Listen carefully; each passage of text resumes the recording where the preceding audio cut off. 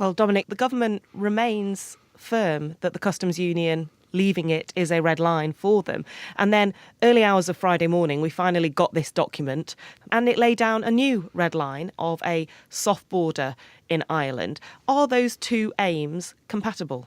Yes, those two aims are compatible in the sense that you can envisage a situation where, although we're outside the customs union, our regulatory equivalence is so close that we don't have to have border checks, although some people might then say, well, it's not very different from being in the customs union. The question is, what are the advantages of regulatory equivalence? Well, as John has said, it's about being able to trade freely with our single biggest trading bloc partner. Really important to us.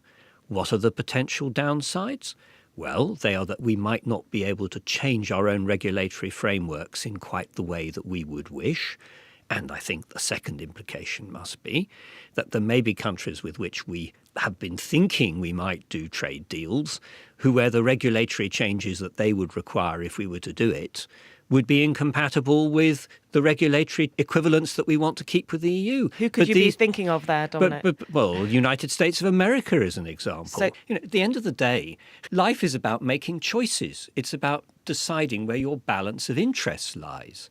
And to my mind, and I think John and I share this despite the fact I campaigned for Remain and he campaigned for Leave, is that actually the EU, the bloc, our nearest trading partners, are very important to us. So this is why I welcome what's happened, because it seems to me that this is the first moment in this process where we're actually seeing some constructive developments about the sort of future relationship we would have. But would your colleagues, like Jacob Rees-Mogg, like the others on the European Research Group, would they accept that type of regulatory equivalence?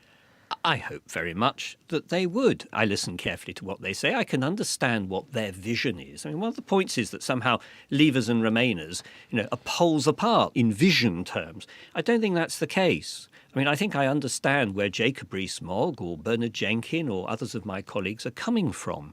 It's just that I happen to think that they're unrealistic about what some of those objectives are.